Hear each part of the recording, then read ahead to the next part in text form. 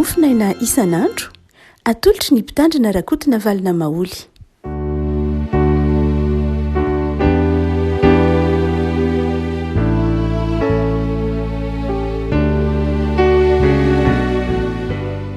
Mpifainarano iarabanantsika hatratrity alarobia fa roapolo ny volana aogositra ity ny mofinaina izay voalahatra hoantsika anio dia ny boky ny asan'ny apôstôly toko fa 10:20 asan'ny apôstôly toko fa 10:20 andiny fahatelopolo ka hatramin'ny fahatelopolo vakiny amin'ny anaran'i Jesosy.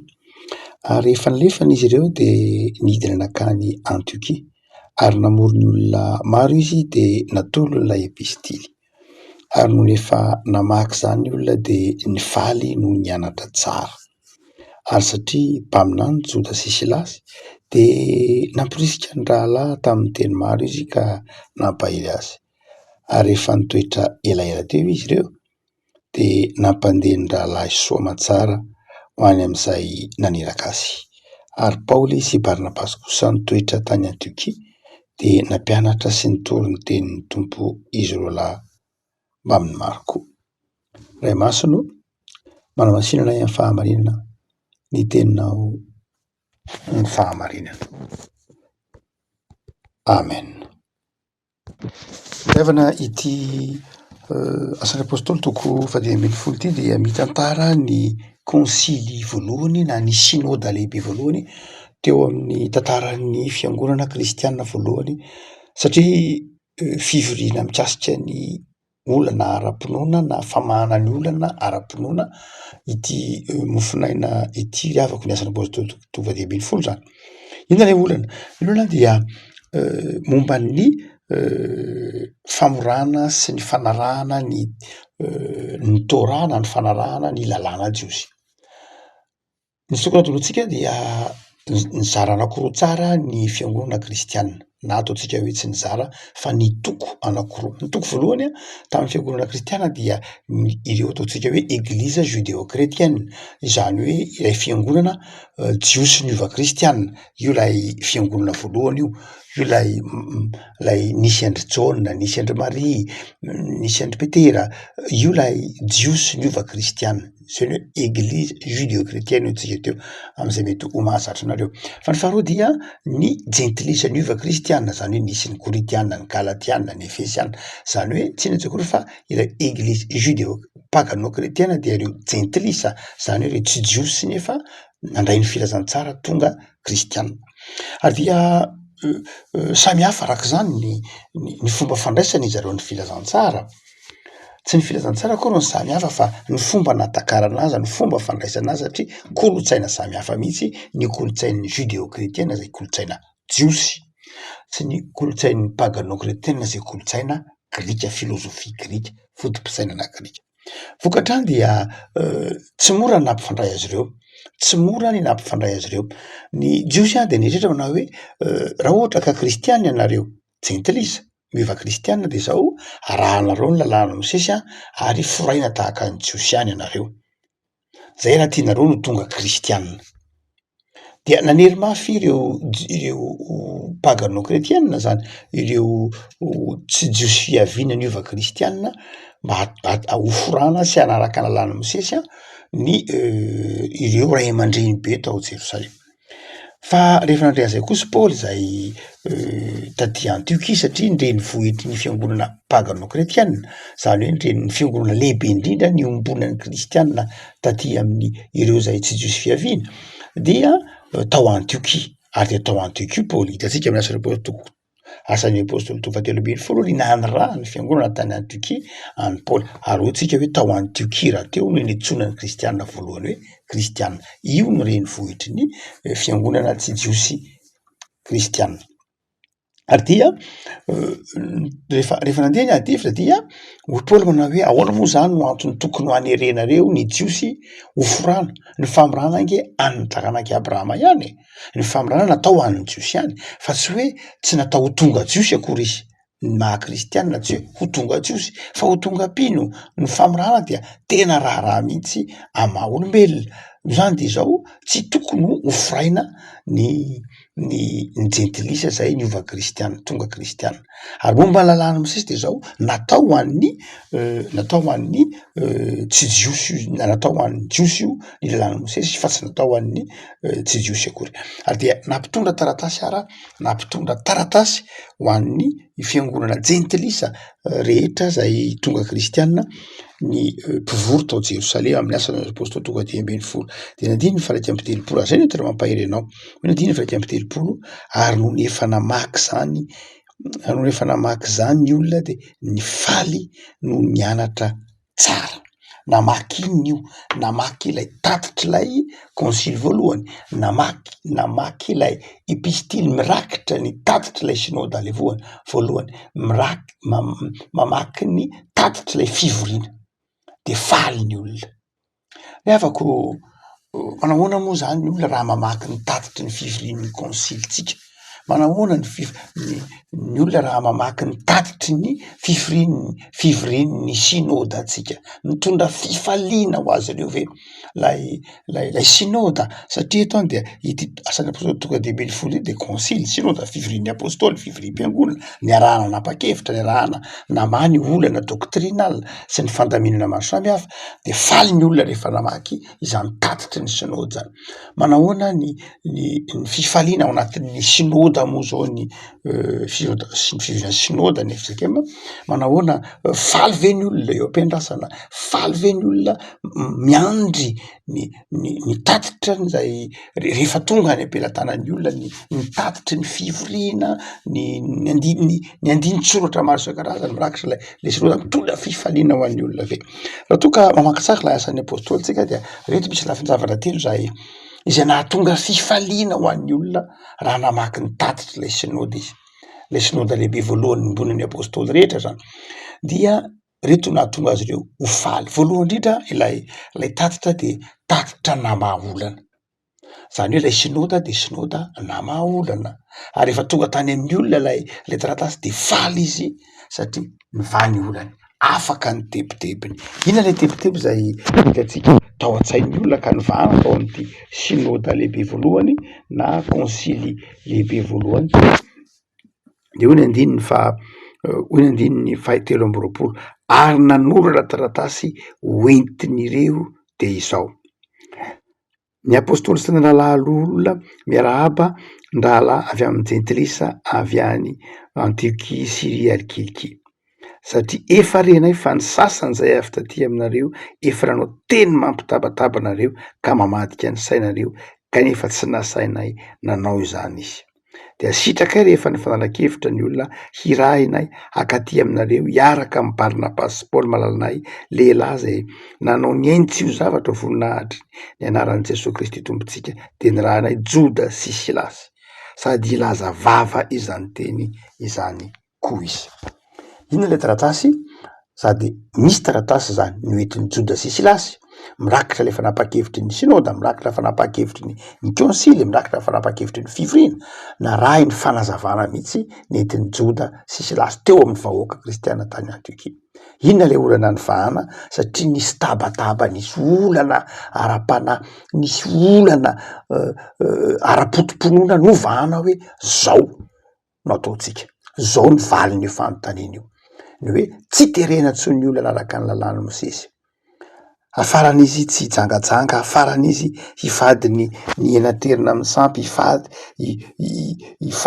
afaran'izy hina tsy hinana raha, tsy hinana zavatra kenday, amin'ny andininy fa sivy amby roapolo.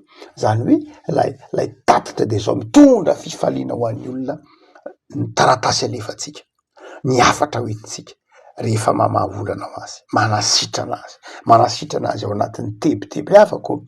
Be de be ny olana ara-panahy mety ho andrasana atsika, vahatsika, manodidina ny lafin-jahatra maro samihafa, andradray mety ho mampitabataba mihitsy ny anenevon'ny fiarahamonina any ireny olana ara-panahy na olana doktrinal hotsika teo, ireny olana ara-pinoana. Dia eto any dia ambara ny soratra masina fa izao mitondra fifaliana rehefa taratasy mamaolana, na afatra mamaolana, na fivoriana mamaolana.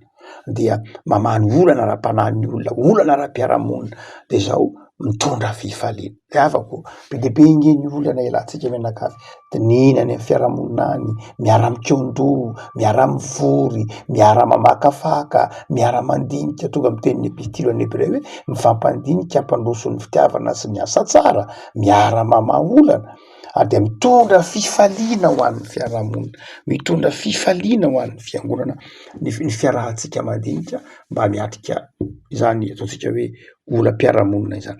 Zava-dehibe alina hoe mitondra fifaliana ny hoe ny afatra hoentintsika menakavy rehefa miteny hoe voavaha ny olana, lamina ny olana, tsisy tsony ny olana.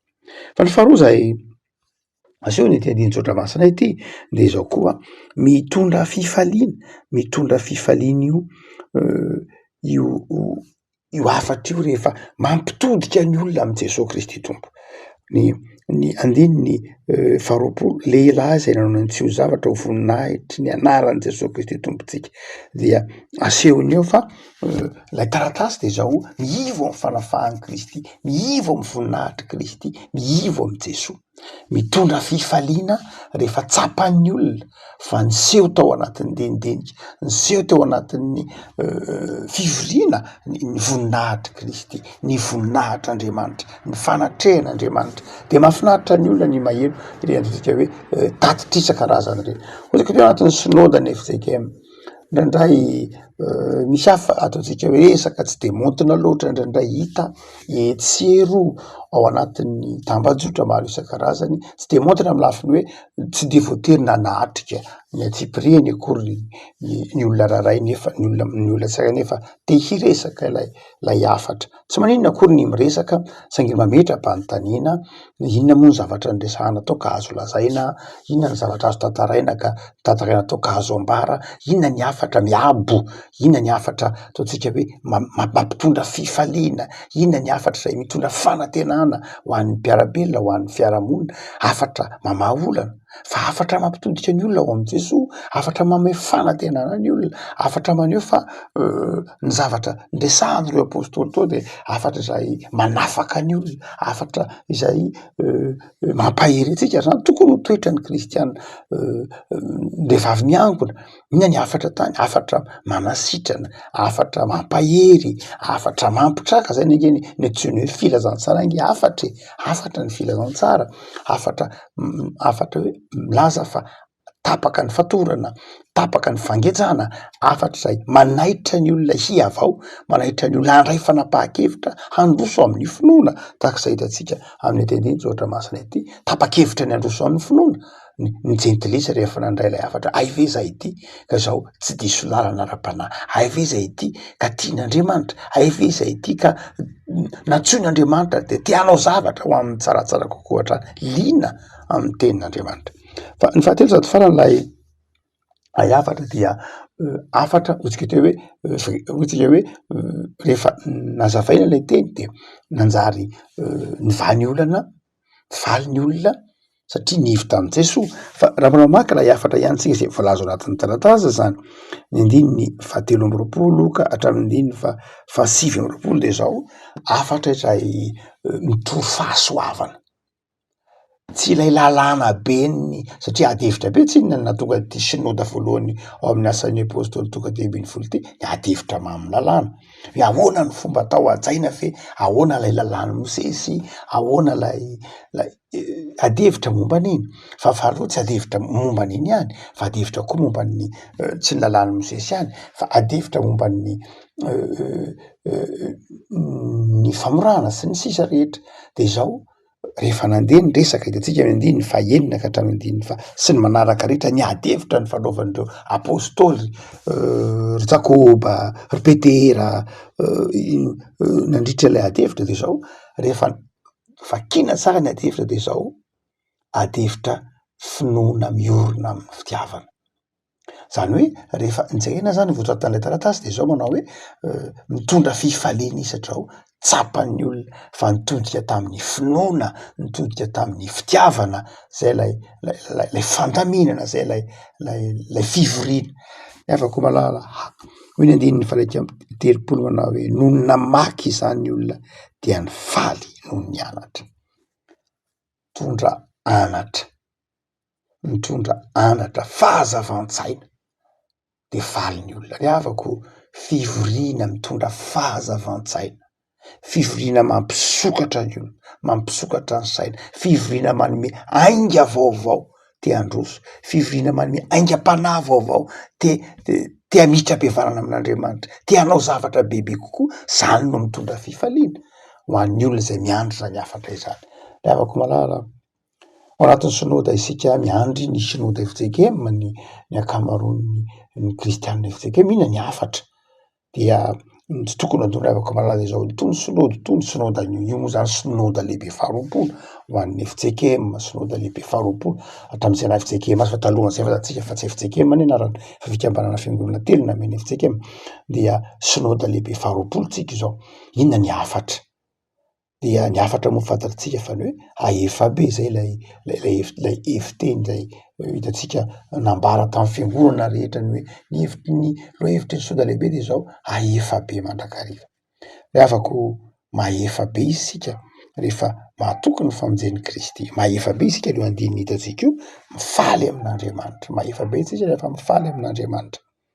Riavako engane afana fo amin'ny asan'ny tompo ianao tahaka an'izao nataon'ny Joda sy Silasy eto, tsy afa-po tamin'ilay nitondra hafatra fa izao nitondra teny faminaniana, nitondra teny fampahirezana. Inona ny hevim-panahy afaka malala? Manana fanantenana, mahatokia an'Andriamanitra ao amin'ny fiangonana misy anao io.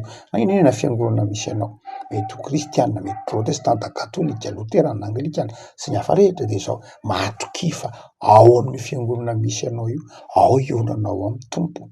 Misy hafatra ao anao ao, misy fanantenana ao anao ao, fa mareta amin'ny finoana, mareta amin'ny fivavahana. Ary ny faharoa de zao mahatokia fa mitady-dalana anao Andriamanitra, mitady-dalana anao Andriamanitra ary tsy manary anao eny am-pandehanana izy amin'ny lafiny ara-panahy.